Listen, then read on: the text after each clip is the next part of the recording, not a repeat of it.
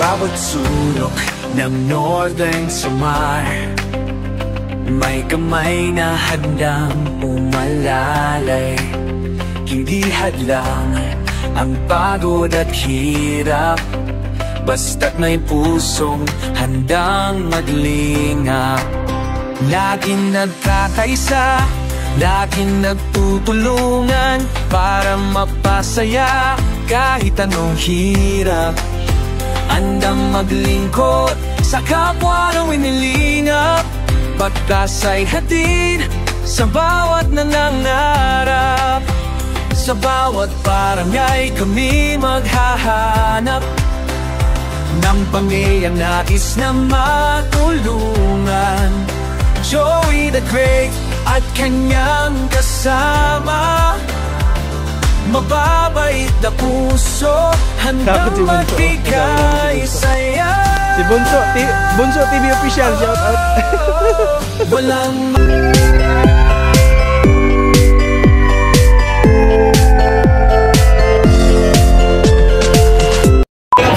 Nelson TV Official. Thank you so much. Kasilong. Yung tutugaw ko lang sa sura tunog. So ayan, mapagpalang araw mga kalingap. Yes, nandito po tayo ngayon sa barangay Bagakay, Ipalapag, Northern Samar. At syempre is kasama natin Limix TV. Shout out Limix.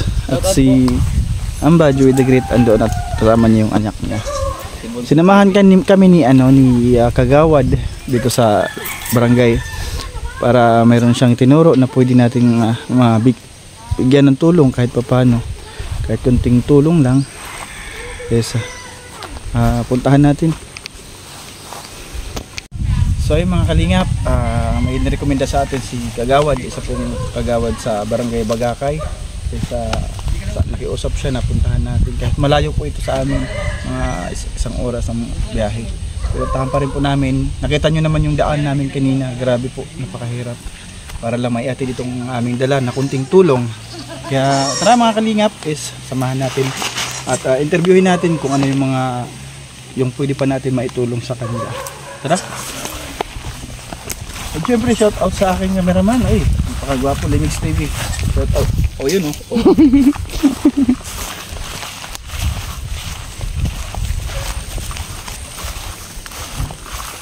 Kit ng bahay mga kalingap. Dito tayo pala sa Yung git agi. Na parang magkarasi kasi ulong CR adet. Ulong CR adet tidak. Ito lang kami dada. CR adet CR. CR ba ito diyan? Direct lang. Oh. Ay hala, grabe mga kalingap. Daanan. Bakit mayroon kayong mga ganito ate? Lagyan lang dyan. Umahangos si ate, umahangos mga kalingap. Tanggalin ito. Dito na kami dadaan. Ayun na namin doon dumaan sa harap. Sa kusina na kami dadaan. Dami na tayo ng ambing ba to? Opo, dito naman natulog ata kanina. So yun. Adaw. Pwede pala makituloy muna. Opo. Baka ang init sa loob. Mainit yan dito. Yeah. Init. Grabe naman ang bahay nyo ate. Ay, mahirap kasi.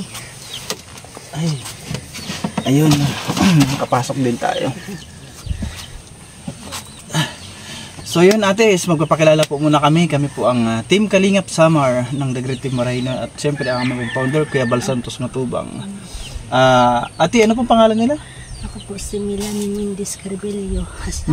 Melanie Mindis Carbillo. Ilan taon po si Ate Melanie? 31. 31? Bata pa. Ilan po yung anak niyo? 5. 5. Bakit wala dito? Ulong, nahangos si ate pag ginawa mo na. Kalma lang muna ate, inom ka tubig. Inom na po ako. Kalma lang ate ha. Hindi po kami masamang tao. Nandito po kami para maghatid ng kunting tulong at para na rin ma-interview yung kalagayan niyo. Andun yung 3 kong anak sa kasama ng tatay niya. Nagkukupra? Hindi, doon sa bayan kasi doon sila na butos ba. Matagal pa naman yung lunis pa yung buto, di ba? Pinaano kasi siya ng niya. So ngayon ikaw lang nandito? Opo, tapos 2 kong anak andun naman sa lola niya. Yung 2 mong anak nasa lula? Oo. Hindi ngayon sumama sa akin kasi andun yung isa natutulog. Pero dito kayo natutulog? Opo, dito po. So yung mga kalingap is pwede kami makikain ate. Ano ba mga ulam? Ito po. Ay, kanin. Ito po. Di pa nabawasan. Bakit di pa nabawasan? Bagong saing pa lang, Ano mainit naman pa nga. anong ulaw natin? Ito po. Inumin nyo ito ng ano ko asawa kasi mayroon daw ano kanser. Wala. Inumin ng asawa ko. Ano to, paragis? Sa ano sa mabuti daw. Paragis to, paragis. Opo. Ano? Ganun pala yun eh. Maraming tulong. Maraming tulong. So ate, napansin ko yung itong iniinom ni... Ay, mapakuhit, mapakaan talaga. Joke lang. Joke lang. Oo, joke lang namin ate. Kumain na po kami. Tinitingnan lang namin kung ano yung mga pagkain nyo. Tapos nakapansin sa akin, nakaago pansin sa akin itong iniinom na to. Oh, ayan o. Ay mga kalingap po. Paragis po yan, paragis. Oo, puro damo. Tapos isang ugat, kahoy. Bakit po ate, ano pong nangyari sa mister nyo? Ano po yung sumasakit daw yung dibdib na niya katapos yung mga buto daw niya parang hindi siya minsan makalakad. Hindi siya makalakad. Nagpa-check up na po siya. Doon po sa ano sa gamay. Sa ano sa Kalma lang ate, baka may ano ka, pamaypay ka ate. Oh, kalma lang ha. Opo. Oh, dahan-dahan lang. Pagpaypay muna, pagpaypay. Tapos sabi sa kanya, uminom daw siya muna ng ganyan kasi para matunaw yung mga ano yung dugo daw na nabubuo sa mga ano niya para daw matunaw kaya pinainom siya niyan. Anong klaseng cancer sa dugo? Opo, yung mga Cancer sa dugo. Delikado yan. Oo. ano daw yung Pwede dapat sinusalinan lagi yan ng dugo ano. yung dugo daw niya na ano nabubuo. Oo. Ay, Pero is ngayon, yung mister mo is okay naman nakakapagtrabaho. Opo naman, okay naman. Ilang taon na niya itong dinaramdam, itong kalagayan niya na to? 5 buwan pa lang yan naramdam niya. Bago pa lang, 5 buwan pa lang. Ayun ano, dapat is magapan. Kasi mahirap yan, kasi may mga anak kayo, may pamilya kayo. Nagbago naman nung uminom siya ng ganito? Oo, na ano naman, na babawasan naman konti daw. Hindi naman niya masyado naramdaman. Mas okay, mas okay talaga yung ano, yung herbal. O herbal. Yan ang ginagawa. Sana ano, magtuloy-tuloy lang na gumaling na si kuya. Pinanalangin ko sana gumaling agad siya. Kaya nga. So, kasi napakahirap ito ate magkasakit, lalo na kung mayroon kayong pamilya, tapos siya yung padre di pamilya, paano makakapagtrabaho siya? Ngayon kung nagkukupra siya, kung tatanim siya ng palay, napakahirap po mga kalingap. Ilan yung anak mo? 5, di ba? Napakahirap sa 5 na yun is, ilan po yung nag-aaral? Lahat sila. Lahat sila? Ilan taon na yung panganay mo? Ano, 13. Bata pa. Yung pangalawa ko naman ay yung bunso mo, ilan taon? 4. May balak pa kayo magdadag? Hindi na ta. Marami na. Mahirap. Kasi mahirap. Alagid ka na. Hindi po. Ayun lang. Ano. Yun lang ang mahirap is mga kalingap kapag hindi po control. Yung hindi pumunta sa family planning. Anong tawag doon, Lee? Yun ang family planning nga. Para mag-consult kung paano. Planning po. Kailangan nyo yan para hindi Injectable, marami yan. Kasi napakahirap ng buhay. Tingnan nyo naman mga kalingap yung bahay nila is tagpi-tagpi na lang ng trapal. Tapos dito, ano nangyari? Ang dami mga plastic. Ano na yan pag umuulan? Yung mga kalingap po, yung bahay nila is tagpi-tagpi lamang ng trapal. Tapos ang daming plastic. Wala kayo ilaw? Nakasolar lang kayo? Wala pala sila kuryente, nakasolar lang. Ay grabe ang kalagayan nila. Tapos dito naman yung lagayan nila ng mga plato. May ano kayo dito? CR kayo, saan kayo na dumi? Doon, nang hiram pa lang kami ng CR. So yun ate, hindi ko na patatagalin. Ito po yung aming paunang tulong. Ito kay Ate Beth Jones. Ito po yung aming dinadala sa aming paglingap. Paunang tulong lamang po ito ate, at saka kung mayroon naman kapanood sa ating video, i-upload po natin ito sa YouTube ha. Kung mayroon pa man po ito makapanood at mayroon magbigay po ng pagmamahal is agaran po kami pupunta agad dito. At saka ate, tanggapin niyo po. At saka meron din akong ibibigay. Tayo po is nagre-revenue na rin naman sa YouTube. Ayan, meron po tayong ibibigay kay ate. Ito na lang yung bariya ko ate, pasensya na ha. Ito po mga kalingap is tulad ng aking pinangako na tayo po ay kapag makapag-revenue sa YouTube, mamamahagi po tayo sa ating mga kababayan kahit man ang pang-ulam, kahit paano natutulungan natin ng pamilya. Ate, tanggapin mo, pasensya na ha. Maraming salamat po.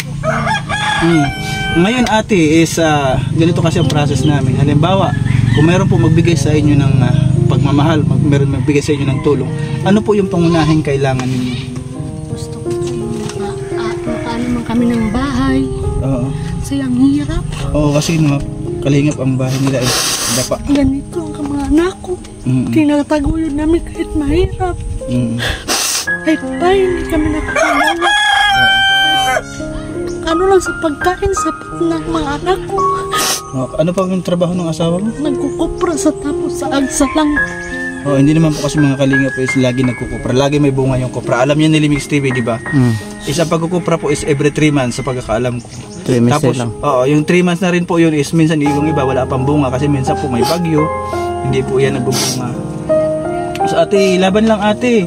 Oh, basta ano po yung kahilingan niyo is kung sakaling mayroong magbigay ng tulong. Gusto kong maayos po ang bahay namin. Itong bahay ninyo.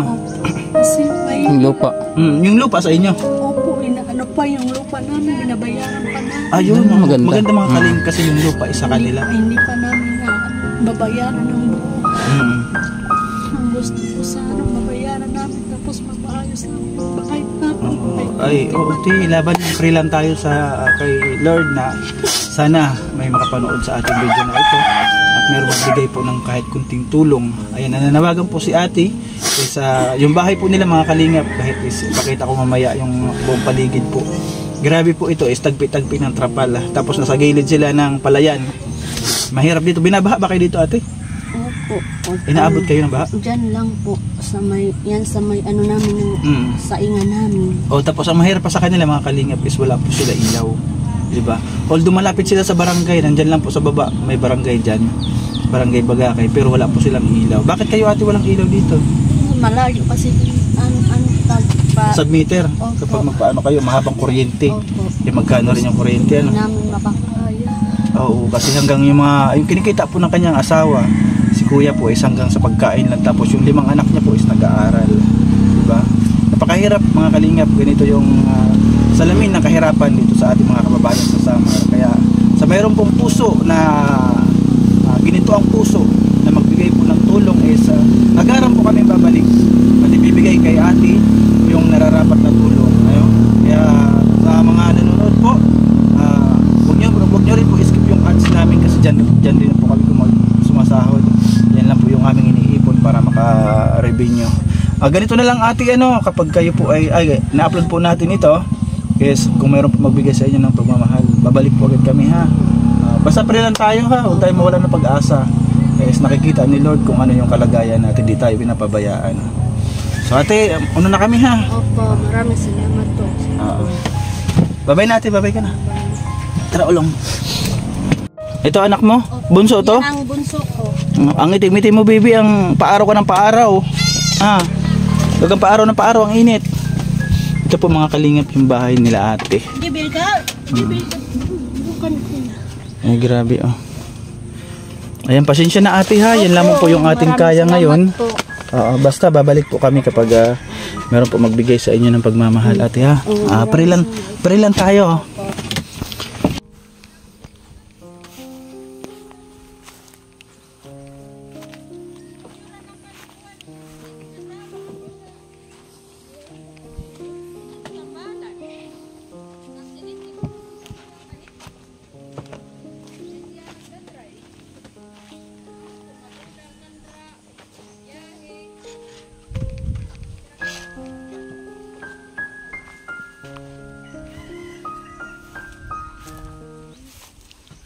Mga kalingap, panibago na naman po nating beneficiary na humingi po ng tulong.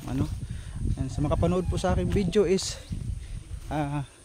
kung meron man po may mabubuting puso, diba?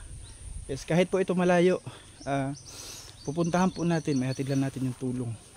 Kaya salamat kay Kagawad yung nagrekomenda dito, diba? Yes, deserve po nila ng tulong. Ayun po yung kalagayan nila, tagpi-tagpi ng trapal, 5 yung anak. Tapos yung asawa may sakit, may cancer. Kaya maraming salamat sa lagi po nandyan. At di po nagsasawa mag-support sa aming team. Sa akin po, Mambertos Woman. At Irene DB, maraming salamat. Miss Yaig, Quest KSM, shout out, salamat. At syempre kay Manay Tiri, maraming salamat. At Aileen, Singapore Mix Vlog. Kay Kishnel, ang MBHR, at Pinky Papi, maraming salamat po. Lagi po kayo nandyan. Kay Tropa, shout out Tropa. Salamat sa tulong. Salamat sa support. Wag rin po natin kalimutan, support po natin ating pong founder kay Bal Santos Matubang, Ate Edna Vlogs, Kalingap Rab. Siyempre dito po sa Samar Landing Pad, support po natin Ambassador Joey the Great, Deputy Cananis Edna Condor, Scouter Limix TV, Nelson TV Official, Anyanski TV. So ay mga kalingap, bye bye po. Pansamantala po muna kung maalam, kami po ibabiyahe pa, bye bye.